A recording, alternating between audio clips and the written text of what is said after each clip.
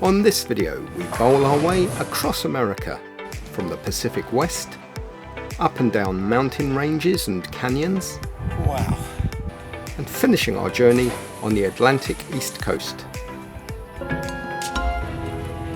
Today we're heading off from London Heathrow on a Virgin 787 to LAX, a 10.5-hour flight right across America. We'll be spending the next few weeks in California, Colorado, and finishing off in Massachusetts on the East Coast. Let's hope our lift is waiting for us. We picked up an Uber. Who do you think is driving it? What are the chances of that? We catch up with Richard, an old friend of ours who used to live in Brighton. He gives us plenty of useful LA tips on the way to our Airbnb in West Hollywood.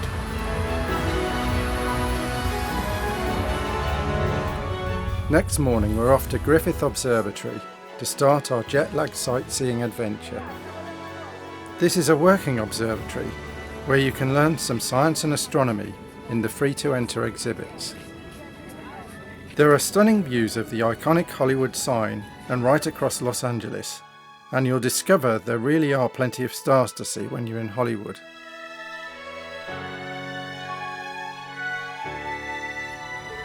Next on our list is the start of my quest to bowl our way across America, and I found the most amazing bowling centre at Highland Park.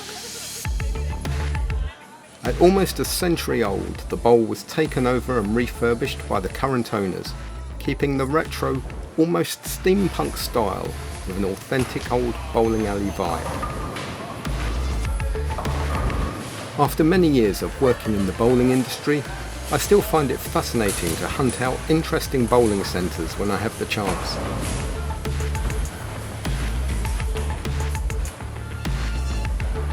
The bowl has been decorated using many of the old machine parts and bowling artefacts gathered over the years.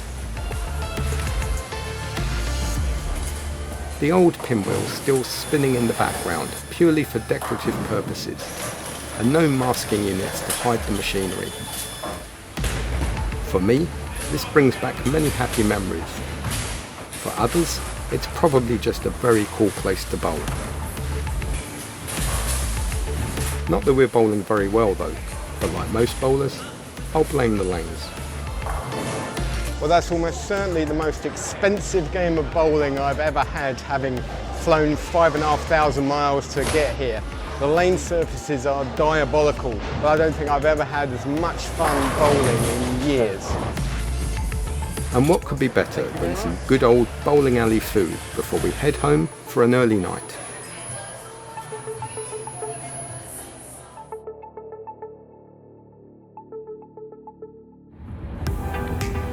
Next morning we're off to the beach.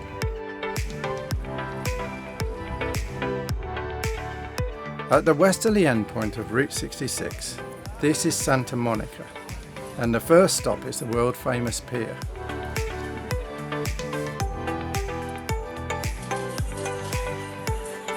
One side of the pier is a boardwalk that takes you out over the ocean, with great views out towards Malibu.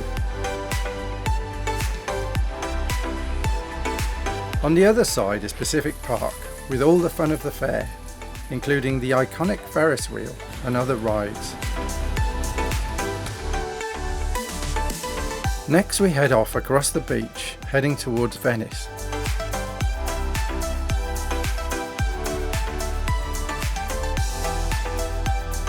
One of my goals on this trip is to paddle in both the Pacific and Atlantic Oceans, and I get the chance to start right here in Santa Monica.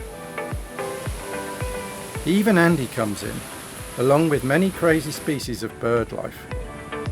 Not that these little critters want to get their feet wet, and they're very good at avoiding it.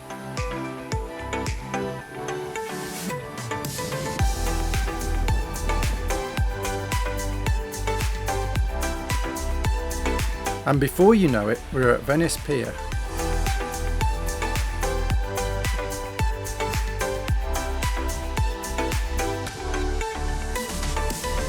We just walked from Santa Monica Pier to Venice Pier.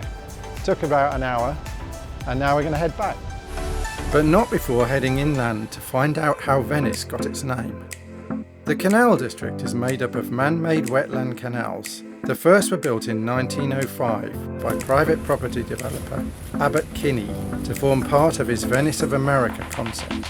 So we're here in Venice, in California, not in Europe, on the canals. Kinney wanted to recreate the feel of Venice, Italy. Sadly, not all of the original canals survived, as some were filled in to build roads, but the remaining 6 make for a very pleasant walk, or paddle, unless you drop your mobile phone in the water while taking selfies.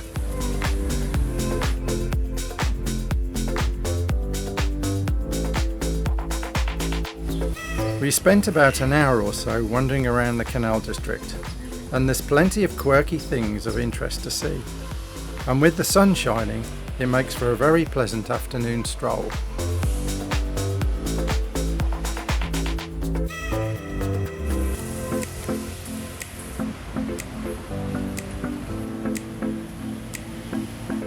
We make our way back to the seafront and find ourselves in the heart of Muscle Beach. We walk along past the seafront shops and arcades, getting the feel of Venice Beach. Zoltar, the Great Gypsy, at your service. And after something to eat, we head back to West Hollywood for the evening. Back in WeHo, we don't get a lot of time to look around, but we head out to one of the most famous gay bars in the US, the Abbey, just off Santa Monica Blvd. We have a nice chilled evening with some nice chilled beer and cider. It's been a beautiful hot day, but as the sun goes down, it actually cools off. But that's not going to be a problem where we're heading next.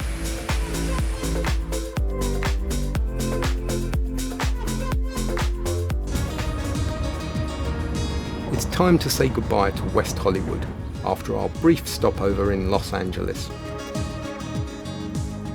We jump into a taxi and head 120 miles east into the desert, past the huge wind farms, to Palm Springs and the Triangle Inn.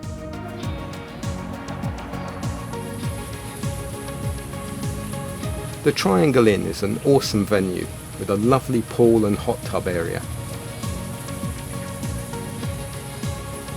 The rooms are great too. Chris is cooking dinner in the full kitchen in our very spacious apartment.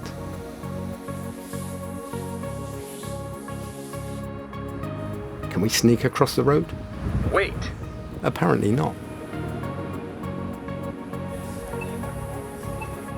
We're off to take a look around the town, along Palm Canyon Drive. The mountain views are stunning even from here. Along the road is Palm Springs' very own celebrity walk of fame. Rock Hudson, Adam West, the original TV Batman, Marlene Dietrich, Frank Sinatra, and Marilyn Monroe, who owns more than just a paving slab in this town. Arenas Road is the gay district with many bars, clubs, shops and restaurants. We stop for something to eat to set us up for the evening. Pizza.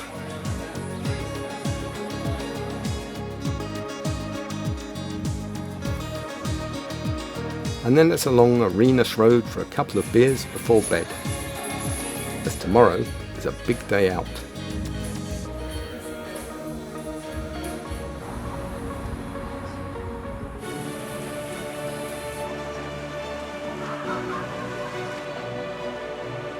We're at the base of the San Jacinto mountain in Palm Springs, and we're about to take the rotating aerial tramway to the top of the mountain.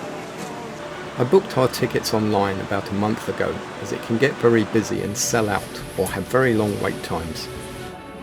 When I came here before, this was a regular cable car. Now, the entire gondola rotates as it makes its way up the mountain, giving everybody a great view, and a great thrill as it rocks and rolls over the support towers.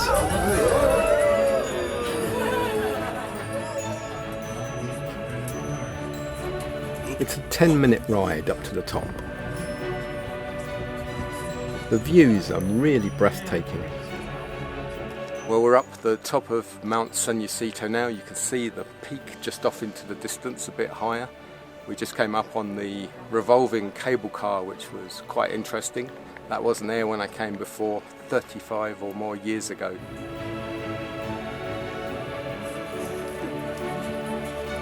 So this is where I sat last time I was up here, which was late 1980s, enjoying the view.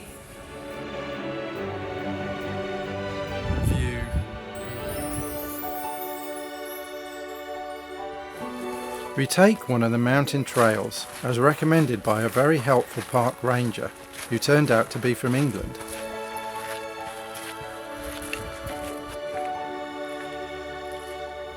In every direction the views are stunning. There's some view from up here. Of course it's somewhat cooler up here. It's chilly up here and there's still snow on the ground. On average, it's about 30 degrees cooler up on the mountain than it is down in the valley below. We are at almost 8,500 feet up, which makes the air a little thin. Amazing view.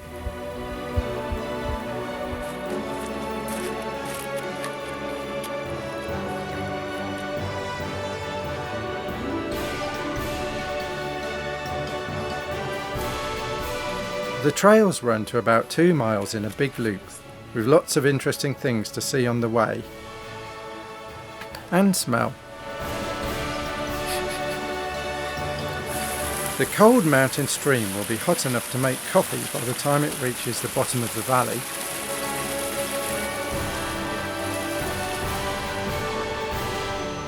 We've seen a lot of wildlife, but fortunately no mountain lions today.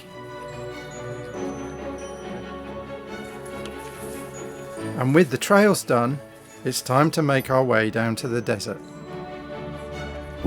We're walking to the shops in Palm Springs. It's about 1:30 in the afternoon. It's 36 degrees. It's bleeding hot.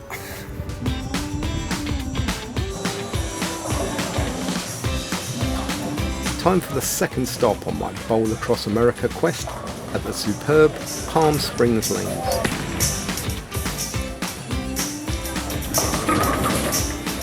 There was a big tournament going on when we arrived, but luckily they still had a few lanes free for us.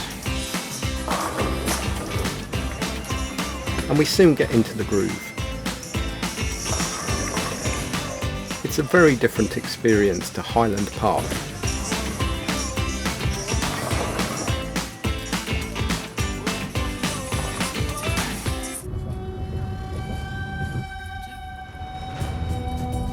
It's an early start today to avoid the afternoon heat.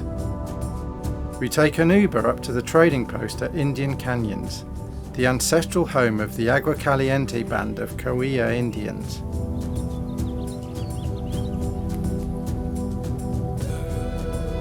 So today we're doing the Palm Canyon Trail. Set in a gorge is a beautiful oasis with over 2,500 adult palms, stretching for over a mile along the valley. With temperatures rising above 90 degrees today, we decide to walk through the cooler Palm Canyon and back, rather than taking the more exposed ridge trail. We still managed to drink several litres of water each in the couple of hours we were in the canyons, and it is a requirement to take several bottles of water with you on the trail. The trees are fed by a stream that keeps this magical fertile forest thriving in the middle of the relentless desert sun. We've got one of those in our garden.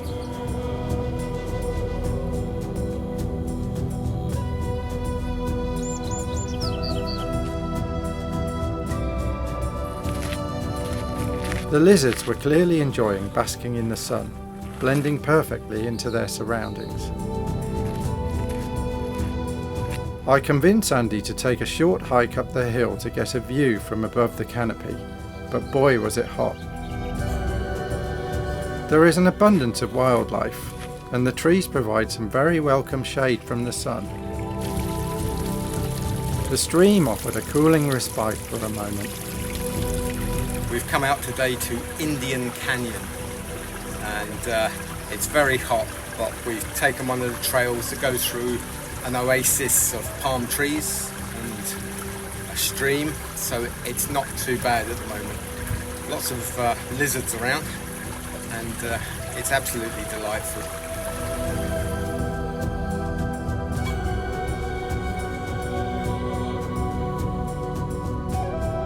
We make our way back to avoid the midday sun and take a detour to a second short trail by the trading post that leads to a lovely shady waterfall.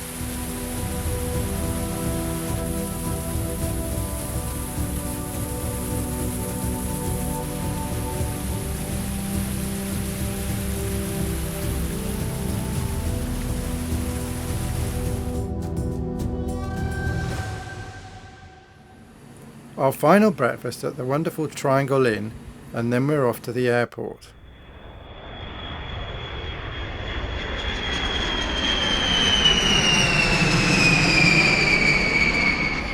Next stop is to catch up with our friend Dave in Fort Collins, Colorado, and a trip out to the Rocky Mountains.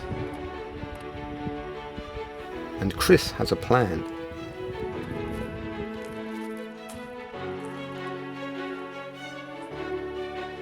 Come out for a nice walk, he says. Go to a country park and nice flat trails. Turns out to be a 4-mile hike up some mountain. That Colorado Mountain t-shirt came from a Euro shop in the Torremolinos in Spain. I wonder if I'd be able to pick up a Torremolinos t-shirt anywhere here. Today we're going up Arthur's Rock. It's 1,100 feet up, and it's 1.7 miles there and 1.7 miles back. And unfortunately Andy's struggling a bit today because he's got a cold. It's about halfway up.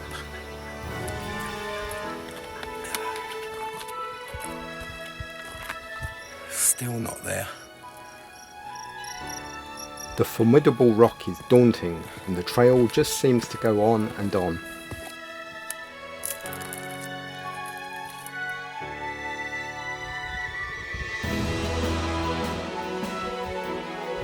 Hopefully we're nearly there.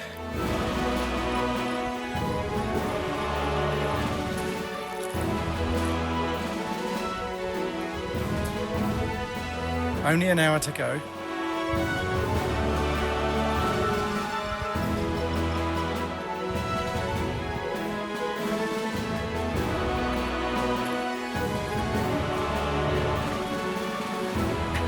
I'm not sure Andy's going to make this bit. But I get my second wind. Wow. We made it to the peak, and Andy made it too, and it's a really long way down. Maybe it was worth it after all. There's a stunning view over Horsetooth Reservoir, where we hired the speedboat on our last trip. We made it. It wasn't so bad.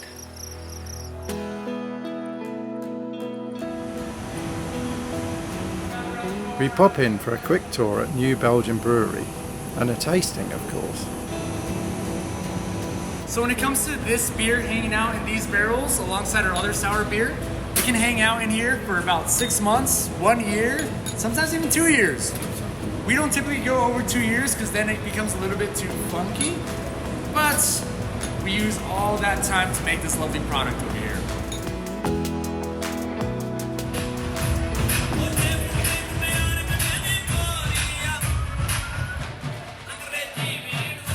We're back at Chippers with our friends Dave, Paul and Derek for a serious Colorado bowling match. And there's some real competition going on.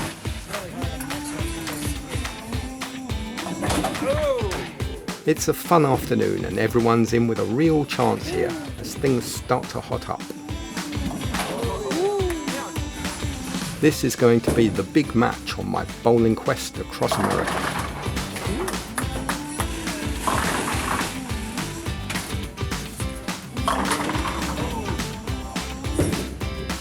Derek gets a bad break.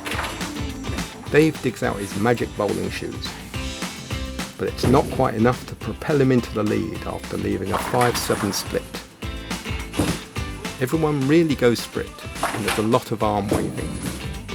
I have a few unlucky breaks, but I sneak ahead after a strike in the tent, but Derek is right there behind me.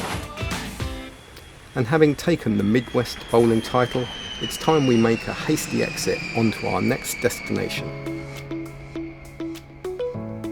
We are staying right by Boston Common, which is a very handy location. We stumble across a craft beer garden on the Common and enjoy a few welcome drinks.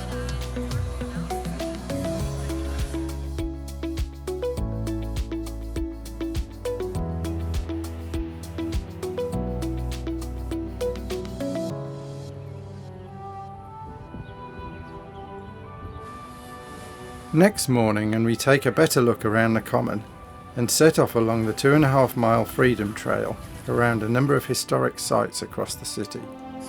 We don't really need the map, which we paid for, as the entire route is marked with a brick line laid in the pathway, starting at the visitor centre on the Common. The trail leads us around a set of historic buildings, landmarks and cemeteries for the final resting places of many famous historic figures.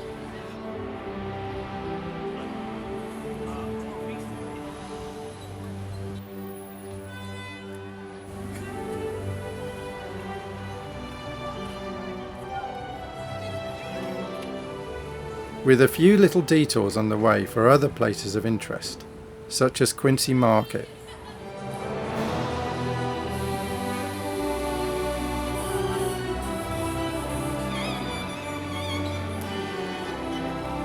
But we are soon back on the trail.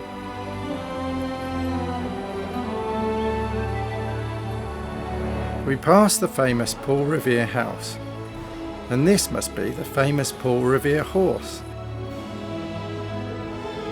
Next is the USS Constitution.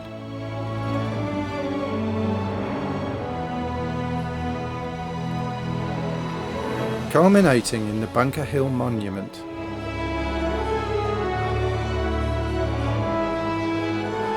We end the trail a long way from Boston Common and take a ferry back into town.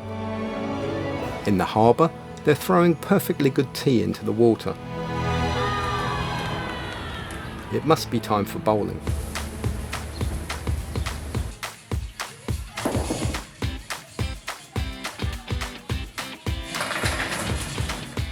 On the East Coast in Massachusetts, the game of bowling is Candlepin.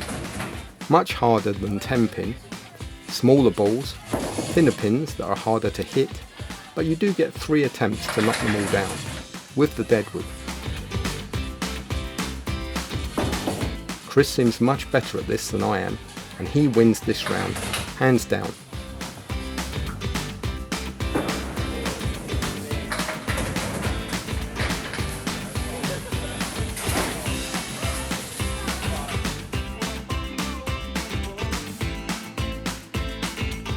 We make our way to the seaport and onto a ferry to our final destination, and we see the first and only rain of the whole trip.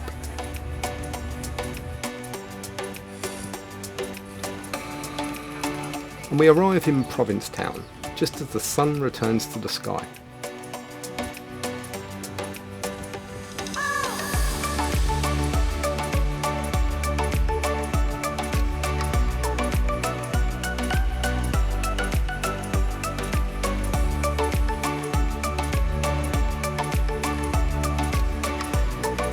It's a beautiful fishing village with lots of quirky shops.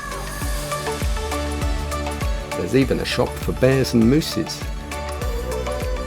And some lovely beaches. We stay at the quaint Gas Lamp Guest House. Cheers. Commercial Street is the main road through Provincetown and the gay capital of the region. Chris can't resist trying an elaborate fish stew. I stick with a bowl of fries.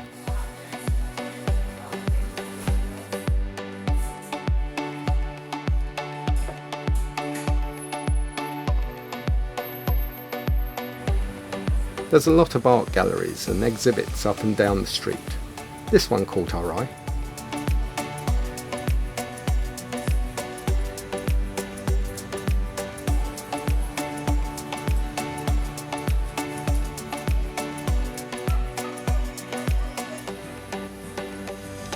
There are some great bars too, like Shipwrecked, the Gifford House, and every afternoon at 4 the place to be is Boatslip for the tea dance. And it doesn't disappoint. They even have a local Boston cider called Eastside, which was my favourite from the whole trip.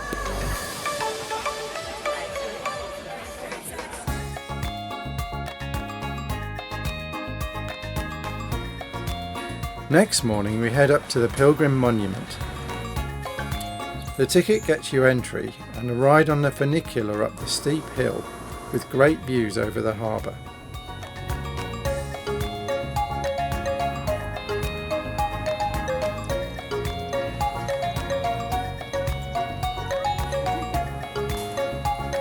Up 116 steps to the top and more stunning views await.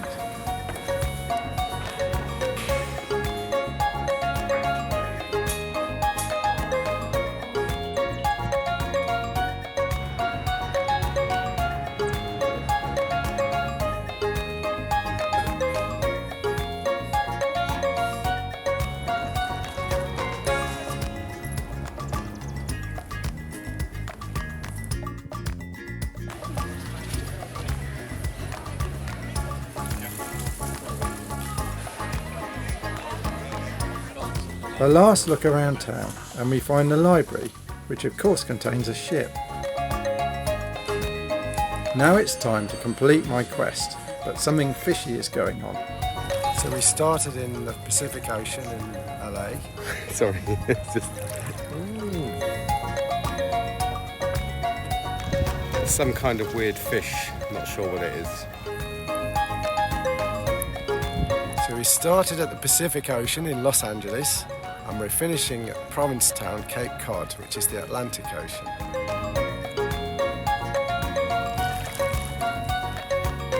And that's where we end this trip. So don't forget to subscribe and catch up with us again on our next adventures.